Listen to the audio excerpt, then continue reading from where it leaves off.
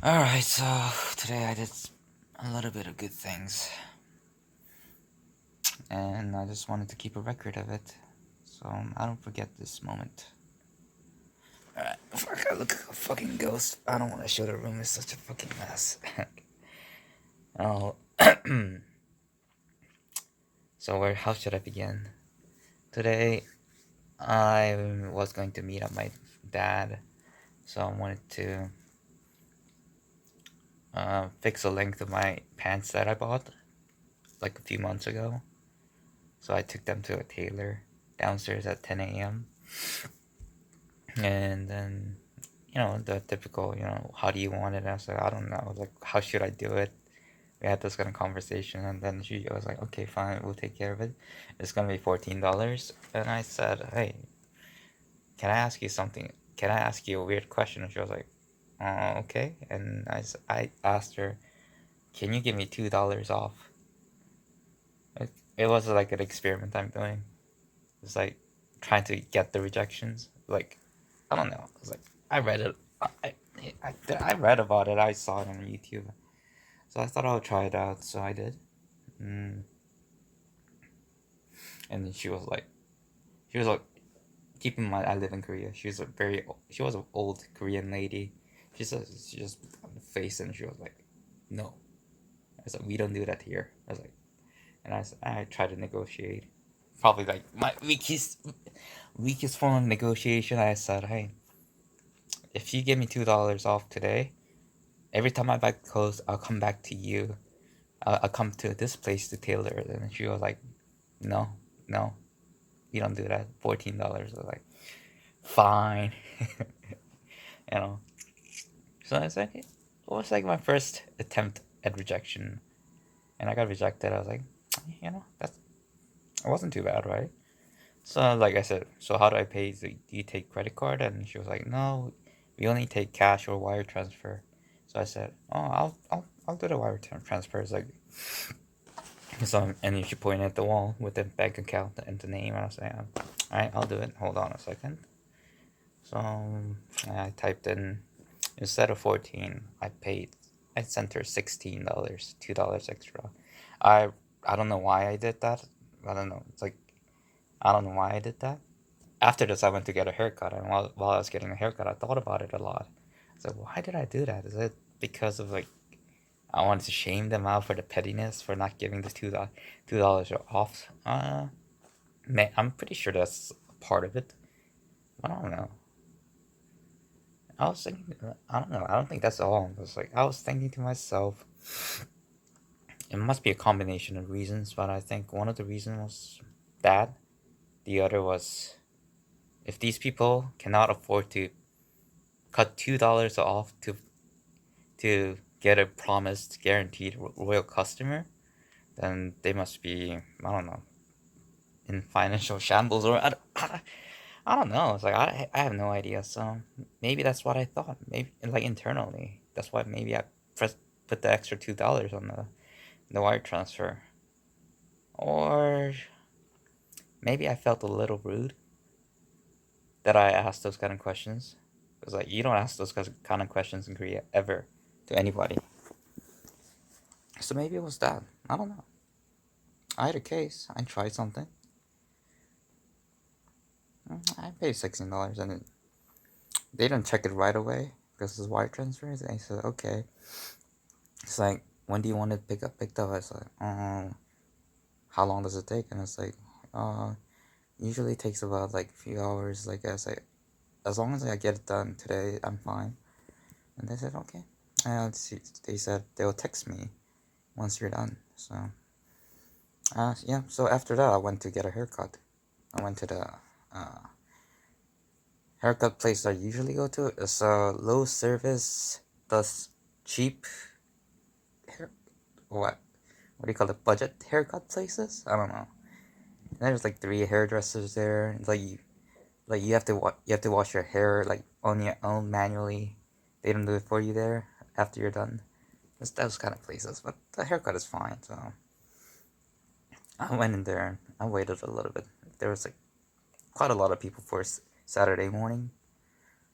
And I waited for not too long. And when it was my turn, I sat down. The hairdresser was there, came to me, and before she said any word, I said, "Can I ask you a weird question?" I don't know. I like to begin my sentences. I like to begin my sentences that way because, like, for some reason, I think it's pretty funny. Because people tense up a lot when you say that. I was like, "Can I ask you a weird question?" I was like, "Weird question? Wow."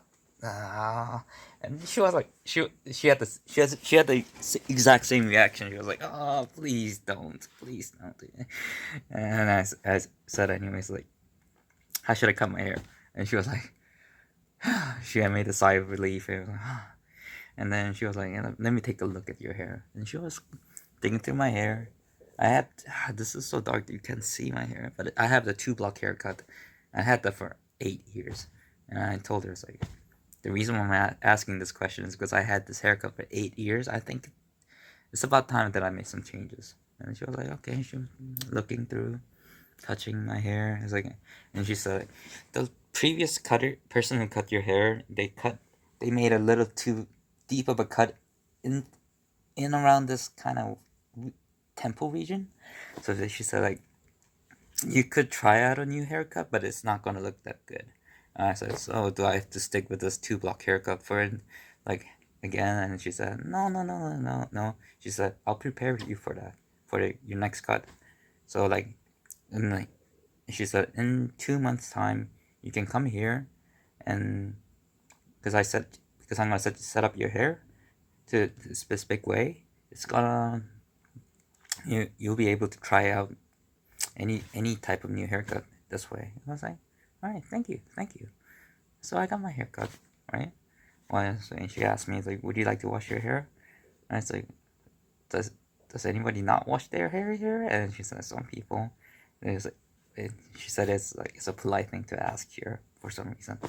Anyway, so I washed my hair, and so I was like, yeah, let me make the payment. And I gave her the card, and she was going, and she was about to put in the number. So I asked her, how much is it? And she said $10. And I said, charge me 11. And she was like, huh? Keep in mind, I live in Korea. So I live in South Korea, so we don't do tips here.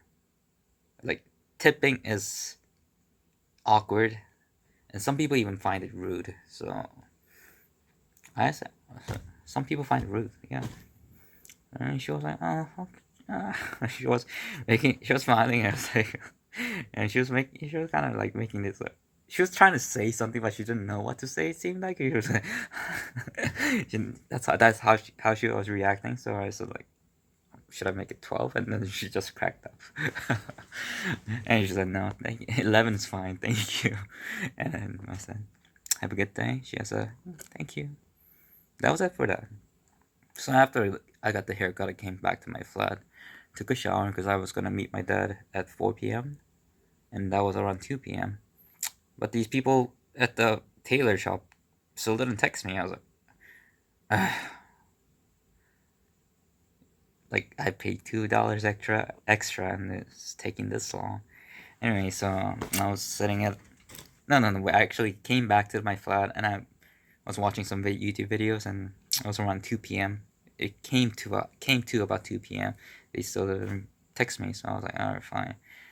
I guess I need to call them. I was trying to look up their phone numbers. Like, they don't even have any phone. They don't have any business presence online at all. At all. There was, like, somebody mentioning in a, like, local community post saying, like, there's a tailor shop in the 5th floor of the Investo, like, office though. And they did a pretty good job. That's why I went there. It's close, and it's in the same building that I live in. So I was like, yeah, that's why I went there. But they have zero presence online. They don't even. I couldn't find their phone number for the. I tried for. I searched everything. There's not many, like, search terms you can type in to find the phone number of a place, but they didn't show up. They don't have anything. So I thought, fine. I guess I need to go downstairs. As soon as I opened the door, my phone goes like, ding, pick up your clothes. And I was like, okay, fine. I went downstairs, and while I was going downstairs, I live in the 13th floor. This tailor shop is on 5th floor. I was riding the elevator, and I was thinking to myself, I wonder what they're gonna say that I paid them extra $2. and then I was coming up with the scenarios to answer them. It's like, exact same reasons that I listed just before. And when I got there, I opened the door to the place, and I was like, "Yeah, hi, I'm here to pick up my clothes." And they were like, "What clothes?" I was like, "You just texted me." And there was like three ladies there. The old lady was like, "Oh yeah, this one right here, this one right here. Give it to him." And it was like they handed it over to me. And they said, "Thank you," but like this monotonous way. Like, "Thank you." I was like, "Come again." Like convenience store kind of type. Well, like very dry. I said, "Fine." Either these people really don't care what the hell's going on, do they? Like, I'm pretty sure they didn't even fucking check the bank account statements like I'm pretty sure they didn't check the deposit at all. They assumed that I paid $14, I guess. That's my theory. Or maybe they're just really mean people. They recognize that I made a mistake and they didn't try to rectify it. Either case, like $2 was worth an experiment to me, so I'm fine with that. And after that, yeah. So it was around 2:30 when I picked up my pants. So I put on the pants. You can't see right now. Fuck, it's so fucking dark. Yeah. Anyways, this is really nice pants. I put them on and I went outside. It takes about 30 minutes of bus ride to get to the place that I was gonna meet my dad. So I decided, hey, I'm gonna go out a little early instead of trying to be there on time. Let me try to go there early. So I did. So I went outside. I was checking my app to check the time for the bus, and then apparently I had like 12 minutes left to wait. So I went to a convenience store nearby the bus station, and then there was one guy working there, and then I was trying to pick up a coffee, and then he comes out and he sat down and has like, what do you call that? The counter, and then he made us sigh. So I don't know. I don't intend to converse with this person. I just said like, uh, something must be really bothering you. She was like, and he looked at me. I was like, huh? Oh no. He said I was just cleaning up the place, and I was like, yeah, that must be tough. And then he sat back down. I was looking at the coffee. I was perusing. It's like, there's so many different types, different brands of coffee, and they're like, I just wanted one coffee, right? One bottle of coffee. Like, yeah. I'm a heavy coffee drinker, so I just wanted like one bottle. That's it. And every single one of them was like buy one get one free, buy two get one free, and then I was like, this is like I just need one, and I don't want to buy canned coffee, so I was like, so I so I turned to the guy, the employee there, said, hey, can you help me with something? And he said, yeah, what do you need? And I said, can you please pick out a coffee for me? And he was like, what kind of coffee do you want? And it's like, I don't know. What kind of coffee do you want? And he said, I drink Georgia Black or Georgia. Georgia is a brand of coffee. Georgia Sweet Black. I think that was the other one. I said, okay, I'll take the Georgia Black. It's a 1+1. Buy one, get one free. So I took that. I paid, and he said, thank you. Have to come again. We had that conversation. Yeah. So I said, thank you for helping me. And I was like, oh, no problem at all. So he went back to cleaning, and I went outside. I was going to the bus, and I still had about like 8 minutes left. Then I realized that, hey, I don't need 1+1. I don't need buy one get one free. So I only want, like I said, I only want one coffee, and I had this extra coffee. And then I thought, I turned back around. I went back into the convenience store. The guy was not there because you had, I don't know. There was like ceiling, I don't know. There was like a little tiny staircase up in the back of the convenience store that leads up to, I guess, their warehouse upstairs. And then he said, "But I'll be there in a minute." So I said, "It's nothing. Don't worry. You don't have to hurry." And he's like, "I'll be there in a minute." And he kind of like hurried down, and it's like he looked at me and was like, "Huh? Why are you here?" And then I said, I I was honest. I told him the truth. I was like, "You know what? I'm gonna get on a bus soon. I don't need two coffee, and I have two coffee. Here, you can have one." And he was like genuinely thanking me. It's like, "Thank you so much." It's like, "I'll enjoy it. Thank you." And yeah, that was it. That was a third person that I did something good to. And it felt good, honestly. You know. After that, what did I do? Oh yeah, after that I drank the coffee, waiting for the bus, and I got on the bus.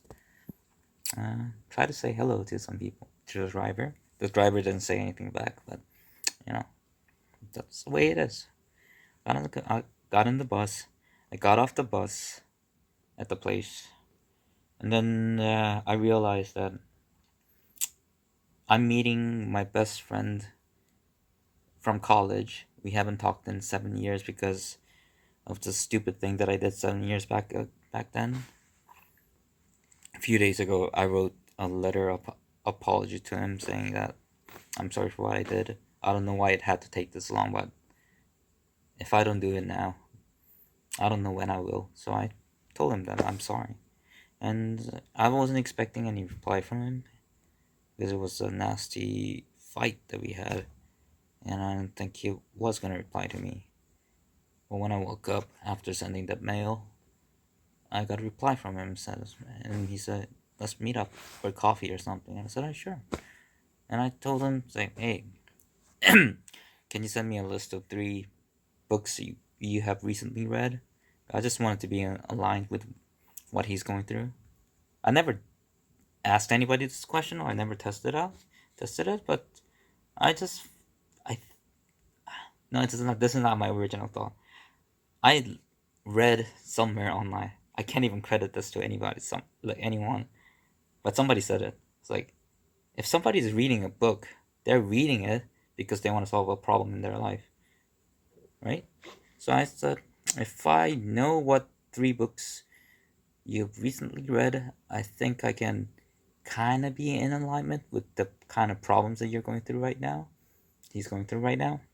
So I can have, I don't know, there. So I know what I can say to him that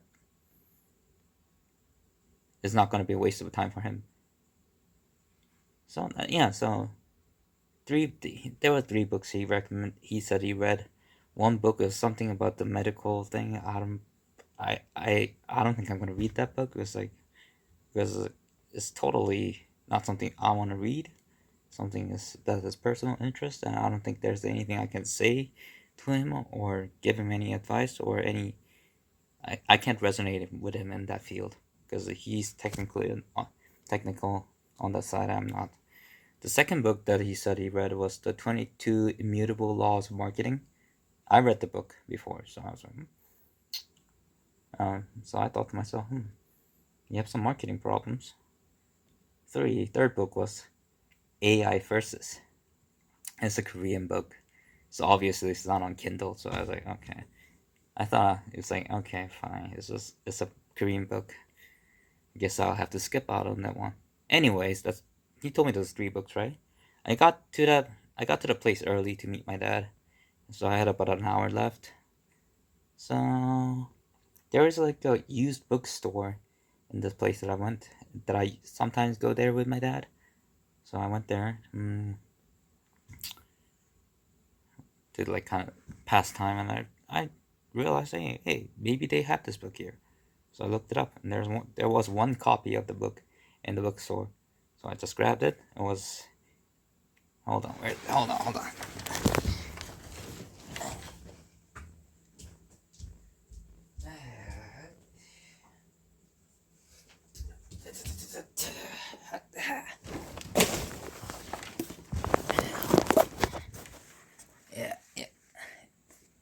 AI first. I bought this book. It's how much is that? Hey shit. Oh shit. Yeah, it's okay. Fine. It's $8. Original price $17. Books are fucking expensive these days, man. Anyway, so I bought it. So I was spending time reading it. Honestly, to be honestly, not that good of a book. It like on the cover it seems like, wow, this guy is discovering through all the technical advantages of AI and all that. In reality, it's just a freaking what do you call it? It's a catalog of businesses that are using AI. This book was released in 2021, so so I guess it was a good investment guide per se if you're interested in the AI like niche. But other than that, it's like that's all. It's like pretty much the message in the book is like AI gives tremendous leverage to pretty much anyone. Who doesn't fucking know that? Like seriously, who doesn't? Who even in 2021? Wait, well, no. That was those are the days of ChatGPT 3, and this is before it kind of blew up. So yeah, I guess back then it was like a wow kind of book, but now if you read it, it's kind of lacking the meta content. It's like what I would like to read from an AI book is like AI is a technology that can pretty much give leverage to and pretty much anyone to do whatever they want to do. I mean, not everything, but sure as hell, heck of a lot of things that they could previously not do, and especially in like a single man, like one man companies, one man businesses, like AI could be a life changer. But like everybody knows that now. Everybody kind of expected that to come. Anybody who was intelligent enough to know the value of leverage knew that, so that's nothing novel there. What I would really like anybody who's writing books on AI is to kind of talk about how do I say that? You know, cyber crimes, right? Bad people can leverage AI to do bad things. Yeah, sure. We know that. We know that. That's gonna be a problem, for sure. But what I'm more concerned about is sometimes with good heart and intention, somebody can create something, but can come out to have some unforeseen consequences that could be detrimental to the society. That can happen. That has always happened. I want to make a better place, so I make this, and this baby that I created turns out to be a monster that cannot be controlled. It's like, I don't know, Terminator, Skynet. All the things can happen. With the advent of AI, like, that's future, that reality is not only more likely to happen, but it's gonna be more common things to happen. Nobody's talking about that. What are we doing to prepare for that?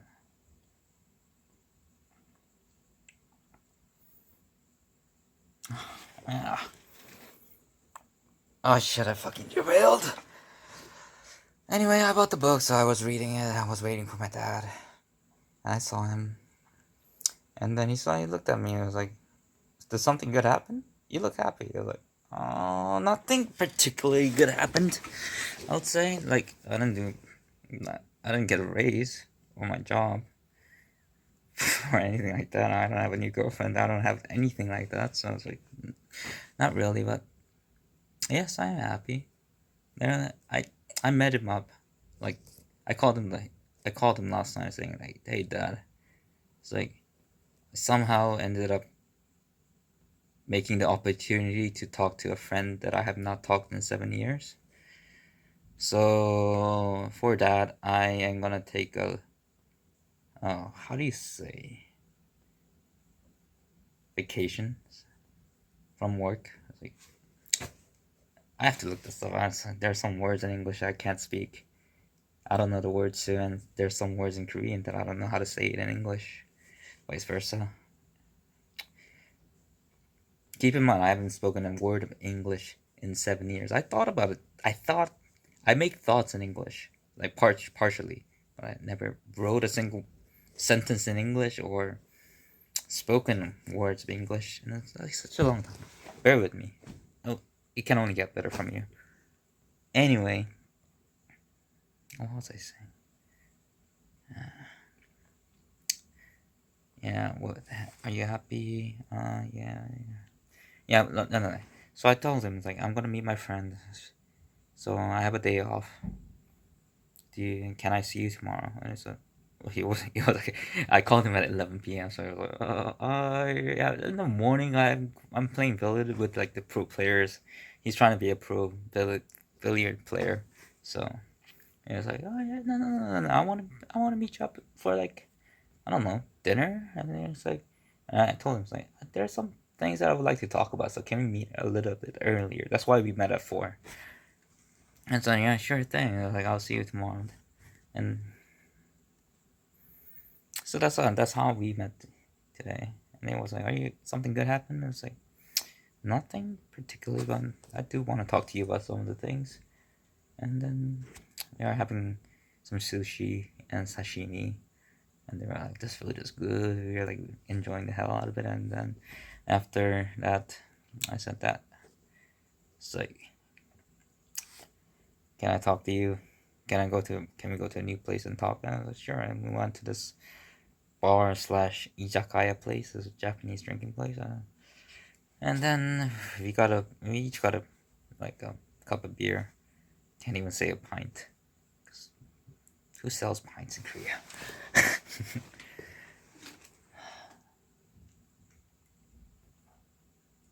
And then I told him that I want to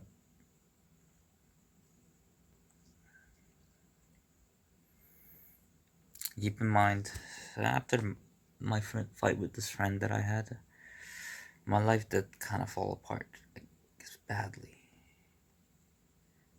Like I was in the state of paralysis,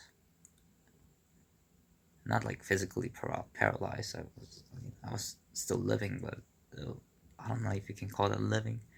Got in my fight with my mom because of my girlfriend issues. That I spent like quite a lot of money in Europe with my back then girlfriend. Yeah, without my mom knowing about it, because I don't know. I wanted to marry her. I loved her to bits, and I didn't feel like spending all the money that I saved up from my previous work was a bad thing. I thought it was an investment. I don't know. That's not even right. That's not the kind of emotion I had. Whereas buying her stuff, like pampering with the money that I earned, I felt a little proud that I can do this. Because there were many years in our relationship that I was a fucking deadbeat broke shit, you know. It's like she paid for like my friends joked that like she's your sugar mama. It's like anyways, like yeah, so I kind of felt like I was giving back to her what I owed. So I spent about 20 grand in total. Yeah, just kind of blew it out. Not everything on her though. It's like for myself too. I was like, ah, no. I'll just say it as I went to Amsterdam. and, and I stayed there way longer than I expected that. So like, yeah, you get the point there, right? So my mom found out about it eventually because everything started with a hunch. Usually, when my mom has a hunch, she's right, and rightfully so. And we kind of got in a fight, and then it came to the point that I had to leave my home. That was my home, my dad's home. So that's when I started living by myself. And at first, I had all the goals and dreams and everything that was coming together that I was building up, and I felt confident. It's like I can do this on my own. It turns out that when one fabric of the tapestry falls out, everything just starts falling out, and I honestly did not expect that to happen. And the chain of events that occurred is just like destroyed me in a really quick amount of time. First was the girlfriend. um, I can't say much, but I can say that she does not have my last name, nor the last name that I knew her to have. She now has somebody else's last name. Yeah, I'll just say that. Second was the friends that I had. After that event, I was kind of like pushed out of the group of friends that we used to hang out. Third was work career wise. I quit my job so I can start a new business on my own. And then I had all the office and everything set up because there's a benefactor that I knew. He was my dad's friend, and I've been talking to him a lot. So like he said, "Yep, I'll give you like it's like the office space for you to use. You can sleep there, you can work there, you can do anything you want. It's a pretty nice place." So I was like, "Thank you." I was like, I was kind of like, I kind of left home thinking that I'll be living there for some time, and then when I got there, it's like I opened the door to a place because I have the passcodes. There was somebody else's stuff there, like luggages, bags, and everything. Right? And I was like, "What the fuck is going on?" So I gave him a call. I was like, so like, I got here and there's somebody else's stuff here. Can you tell me what's happening? And then he's like, "Oh shit, I forgot about you." It's like, yeah, it's like, there's this guy that I'm helping and he's gonna be staying there for some time. I was like, mm. yeah, that's okay. So that happened. So I had to find a place to live, right? Because like I moved out with all my stuff, and I had no place to go with it. So it's like, oh shit. So I started quickly looking for any place that I can stay, and there was like, there's a place in Korea called Koshiwon, and Koshiwon is like how is like the lowest class like shack dormitory style living spaces where the walls are so thin that you can hear everything from anybody saying anything. The rooms are so small, there are no windows. There's, I don't know, one bed and a desk. That's it. Like, Korean people just go there to just to study, sleep, study, sleep. But mostly, that place is packed with like a low level, like, kind of, I don't want to say like low class, but it's like, uh, you know, fact is fact, like lower tier workers, employees, or vagabonds. Well, those kind of people. The place where like people with no hope go. And I just couldn't find any other place that's affordable enough for me to sustain my life. I wanted there. That was a mistake. Ouch. That was a big mistake. If I could go back in time, even if it's a little bit more costly, I would have found like a hotel room with Wi-Fi or something, so I could have continued doing my work. But I moved in there thinking like, I'm strong enough. I can do this. I can pull this off. And human beings are very adaptive beings. So I started assimilating with these people as I lived. At first, there's a resistance, like, I'm not like them. Of course, I'm not like them. I'm different. And then, as you live, as you live with these people, I just came to like, to the realization that these people are not that different from I am, than who I was, who I am. I was like,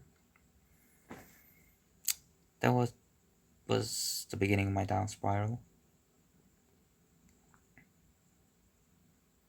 What? I didn't expect this video to be this long. Anyway, so that happened.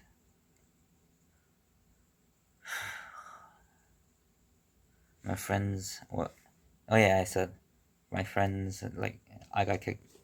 Yeah, I got kicked out of the friends group. I had nobody to rely on. There was nobody. There's nobody.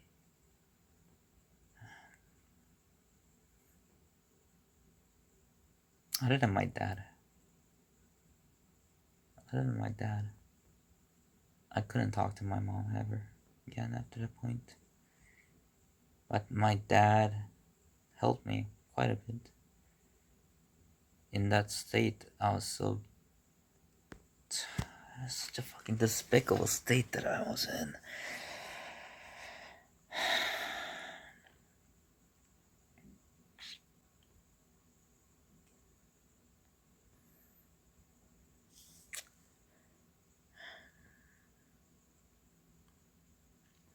But he helped me. He kept helping me. Like one time I had kidney stone. I don't know. I was fucking dying. And then it was just, and he took me to the hospital with me. That's when he and I started seeing each other, and then after that, he occasionally would come and see me, and he would try to help me out. Most of the times, it was through words like "you can't go on this way," saying like it's not too late. He was keep giving me the words of encouragement out that. And those words never reached me. And, like in retrospect, I see he's like, yeah, I understood everything he was saying, but I was already in the state of paralysis where I knew exactly what I need to do to get out of the situation, but I couldn't. There's this fear. It's like, I don't wish this upon anybody in the world, but I also know that there are so many people in the world going through this. They're going through their life and paralysis. Not in that they can't move, but their mind is frozen because there's just this fear. This fucking scary, man. Like, I told you that I wrote the letter of apology to my friend, right? For 7 years, until that night when I sent the message to him, the letter to him, every time I conjured the thought of apologizing to him, his words, in his voice, in my head, was screaming. These are the exact words that would say, "Hyung," which it means like older brother in Korean. "Hyung, I'm gonna call you Hyung just for the respect of time that we spent together. But I thought I made it very clear that I do not want to see your fucking face ever again. What the fuck are you doing?" Were the words that were just looping in my head every time I thought about it. And yeah, so in my mind I was thinking I need to tell him that I'm sorry. And I couldn't even get a single word. I couldn't even start a sentence starting "I'm sorry" on a blank sheet of paper that I had on my desk for years and years and years, and I just couldn't do it.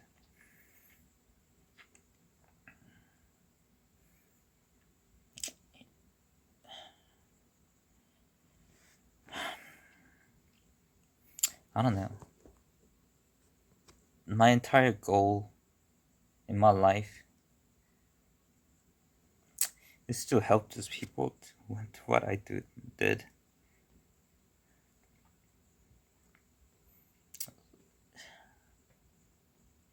This is a fucking horrible place to be in.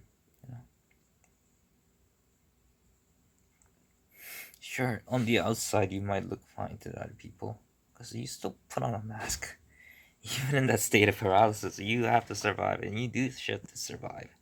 You live like an animal, but you kind of put on this mask, a phony mask that on the outside everybody sees you and they think you're at least getting by. I don't know. If anybody takes a deep look inside your eyes, I'm pretty sure everybody could tell that this guy's broken. This guy. To be honest, I got out of it. I took some actions, tiny steps, tiny actions that I know that you can't take, even though you know exactly what those are. Those steps are to take, but I know it's hard. I know it's impossible for you to do it right now.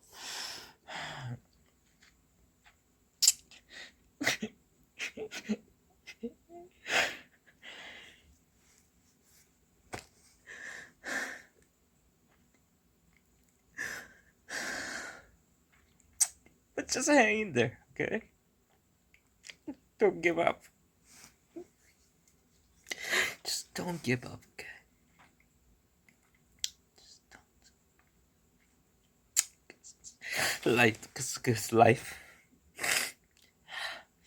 Life is an ebb and death, okay? There's a famous saying, I don't know which part of the saying is the actual one, and which one is antithesis.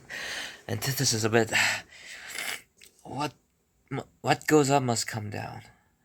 And in verse, what goes down must come up. What goes down will come up. Like I said, I really do not know what it is that I did within this past few months. I have some inkling thoughts of what I did right that actually got me out of the state of the paralysis. But I don't have the habit of journaling. Right now I'm journaling. Okay. I started journaling so I can remember. So I can remember what I do. So like, if it does lead to anything from this point on, I at least have something to look back and say, like, oh, this is what I did.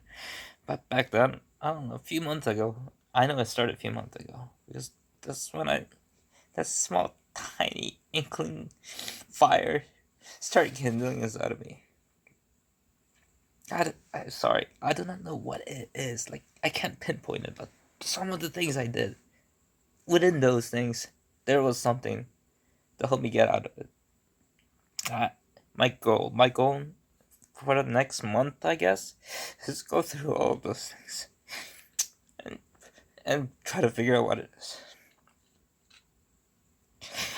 I don't know if I do that. If I can at least get one of you guys out of this state.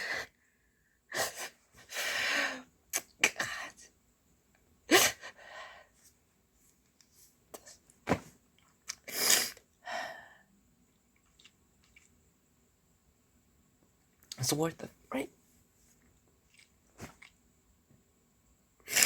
Anyway. So I was talking to my dad. So I wanted to call my mom. Yeah, I want to tell her that I'm sorry, and my dad said, like, oh, it's like, if you feel like that's the right thing to do it. He said, like, just be considerate of her. Make that apologize meaningful for both of you guys. And I said, Dad, thank you. As well, like, Dad, and I also want to thank you, because even in that state, you believed in me, and you never gave up on me. And I said, I'm your father, of course I can't give up on you. And I said, you don't understand. When everybody gave up on me, when all my friends gave up on me, and my dad was like, friends? How can you compare friends to your dad? And I said, What I meant to say is, I gave up on myself. I don't know why I said friends. I gave up on myself, but you didn't. And because of that, I was able to survive and hold on. And my dad said something. He wasn't crying. I wasn't crying either. But it's like, I don't know. Now that I think about it, it puts me in tears. He said, "Well, son, I also need to thank you for not giving up on yourself."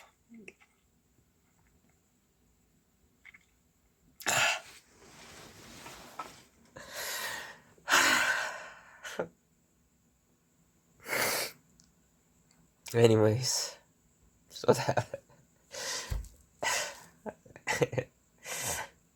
it wasn't a fun. I talked.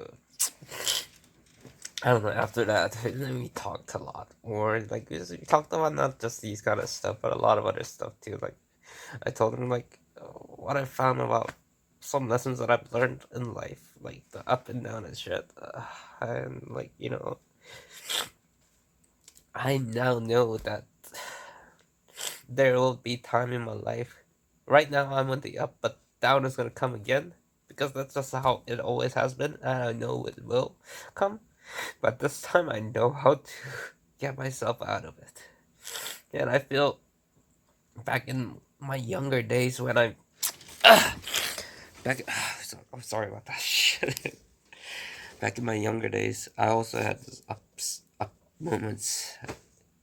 How do you call it? The ebbs. I had those ebbs, and I felt invincible. You know, I felt like nothing could penetrate me. There was nothing that could break me down, and obviously that wasn't true. And because it wasn't true, when the dev came, when I was hitting the throttle, uh, each time that was happened repeatedly, I was beating myself up over it. It's like I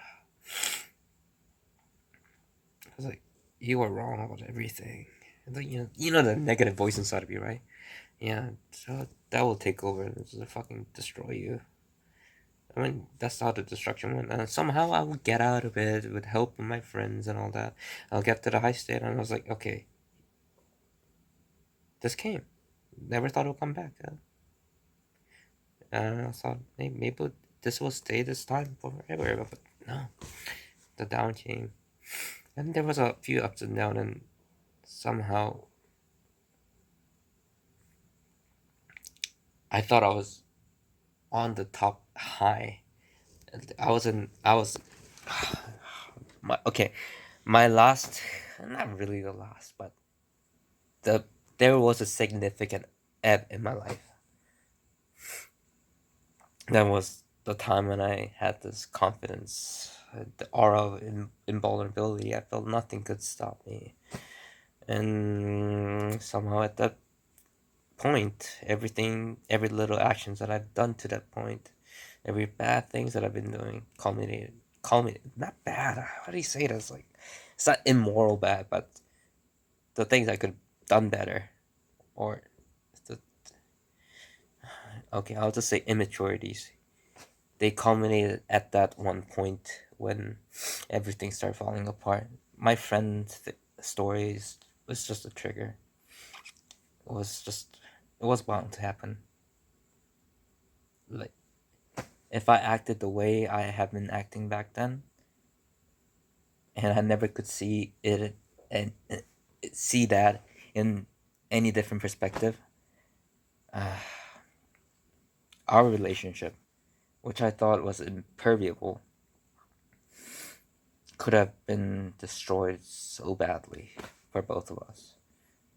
I'm glad I told this and I told my best friend in the letter that I wrote to him. It's like, hey, yeah, I I thank you for what you did. I don't know how I don't know if that him rejecting me out of his life was as painful as it was me feeling rejected, but he did the right thing, and because he did the right thing, I'll even though it took 7 years, he saved me, I guess, at least like 20 years of my future life, having to go through the worst and the worst and the worst part of everything. So I think I'm keep getting derailed. Okay, so where was I? No, my journals. No, that's not it. I'm just gonna read out the last thing that I wrote down in my journals. Like, budget my cigarettes. There's a reason for that, but I'll if I do decide to make any future videos, I'll talk about it. There are so many things I can talk about. I don't know. Through all this life event, I I've been developing some thoughts inside of my head, and I think they're pretty beautiful. It's not polished, obviously not, but I want to try. I want to try to dig them out and share with the world. If it helps one person. Yeah. What more can I ask for?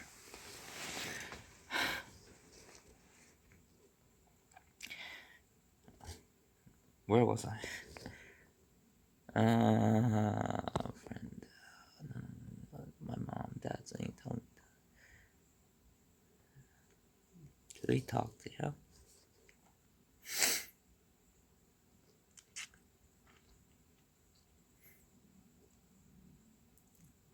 To be honest, I lost my train of thought.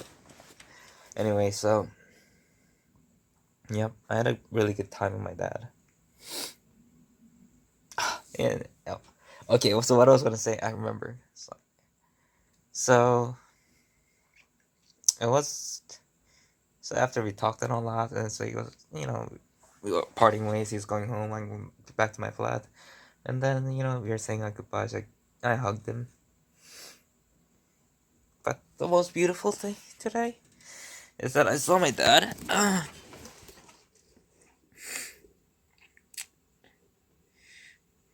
And when he was saying goodbye, he made this little gesture like goodbye, kind of, like that thing. He never does that.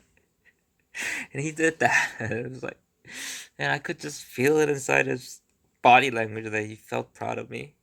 Like for once in life, for once he felt proud of me. I didn't say it, but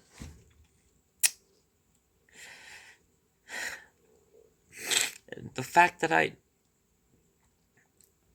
know that I made him proud. You look at me. I'm Asian, okay? This shit means a lot to us.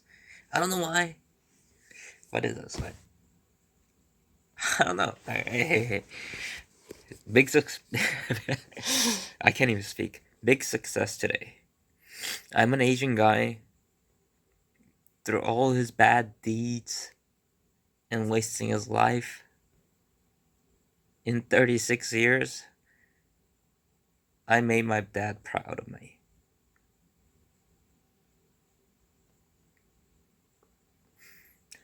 Fuck. I'll just end it up there. Okay. Just a little few things, because I'm just pretending that I'm gonna upload this on YouTube,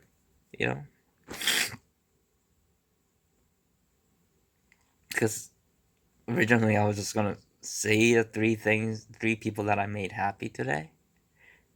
It just went way deeper than it had to.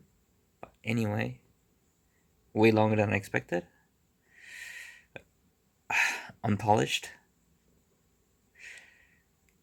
What am I trying to say?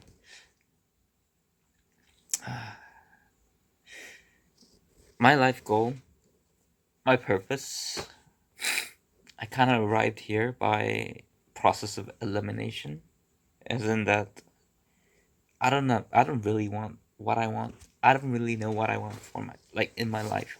I don't really know what I want. It's more like I didn't know what I wanted in my life, because I don't know. It's like every time that question comes up to my head, it's like, there's so many things I like to do. I like writing music. I love playing the drums. I I haven't been touching the creative aspect of creation. Like uh, I like writing poetry, but I don't know if I'm still good. I haven't written a poem in like ages. Anyway.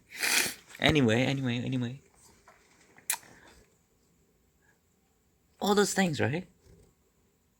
Like I feel like, yes, those are the things I was born for, and I thought about those, but as time goes on, it's like you always question yourself: is that what you really want? And sometimes the answer is, and most of the times, it's like, I'm not sure. I don't. Yeah, it's not yes or no. Most of the time, it's I am not sure. So I took a different approach this time, and I started eliminating everything that I do not want to do. And through that process, I came to many answers. Like, here's the things that I like to do. What do they have in common? The common denominator, most of the times, not all of it. Like, I still like writing music, but let's just put that aside. There are many things that I listed and said, those things I like doing. Those things I don't mind doing. Those things actually make me happy. So I just kept those things, and I just tried to find the common denominator of it, and it just turned out that I like helping people. Big surprise to me is like, I, that big selfish idiot, likes to help people. Like, this is when the voice inside of your head, the the negative voice inside of your head, the devil, says like, who are you to help people? But I don't know. It turns out I like helping people. I want to help people.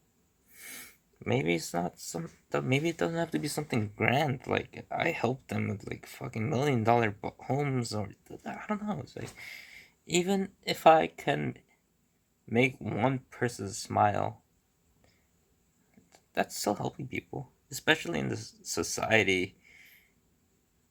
And I don't know, Korea, Korean society is falling apart. I'm just gonna say it because that's a fact. Everything is too divided. People lost their touch of empathy towards each other, and we live in a very cold. Fuck, how do you say that? Gemeinschaft, or is it Gesellschaft?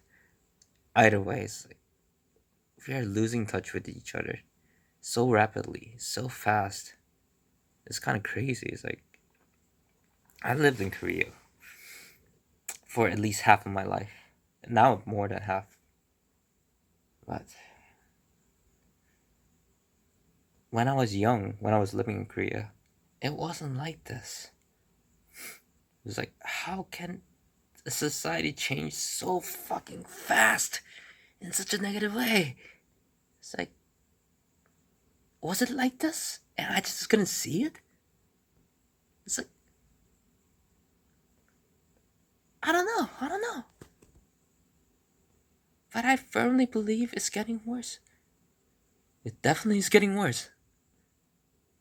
Why am I talking about society? Shit. Yeah. Note to myself: when if if you decide to do YouTube, write a script. Yeah.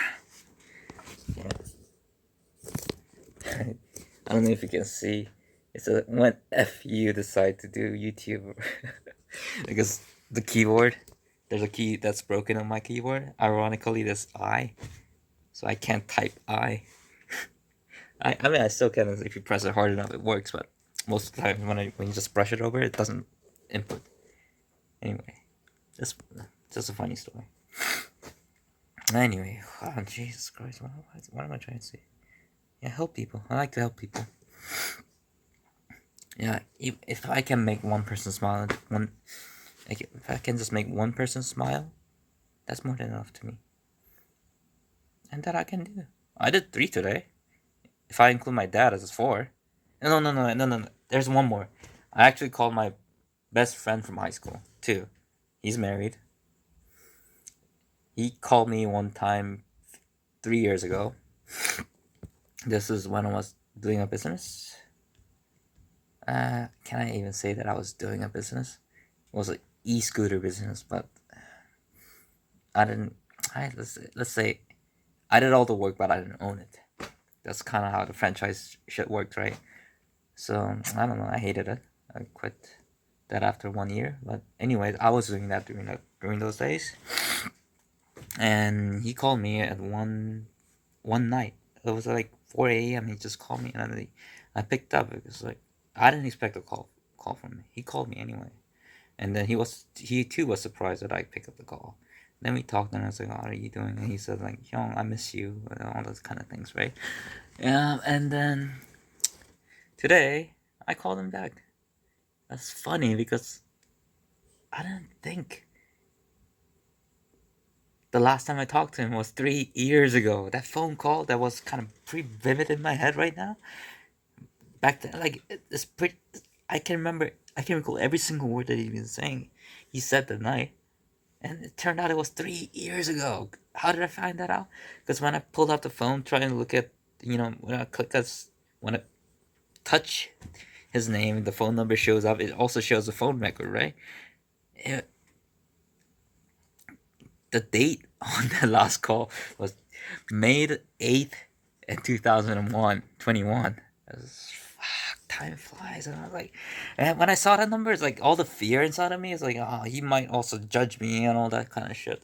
Just fucking flew out the window. I just had to call, and then it was, we talked 5 minute call. It was nothing long. He has his daughter. I heard her voice over the phone. She sounds very beautiful, and just knowing the looks that my best friend, he's 1 grade younger than me. He's 1 year younger than me. He's a very handsome guy, so I know that she has looks. I just told her, it's like, raise her well. He said, yeah, he will. Yeah. Okay, so that's how many people? 1, 2, 3, my dad and him. So that's 5 people. 5 people. Let's make it 4 because the tailor shop people. I don't think they even recognized it. They recognized what I did. But I don't know if they do. If they remember the conversation I have with them, because like I guess nobody asked for discounts in Korea. It's like they might wonder. I guess it might be a puzzling little unsolved puzzle in their head if they do see the statement. It's like, why did this person pay two extra dollars? So I don't know. I gave them a little mystery puzzle for them to solve for how long of life they have left on this earth, and that's fun, I guess. Yeah. So that's that. Anything else you want to say? Way too long. Ending it right here. Good night.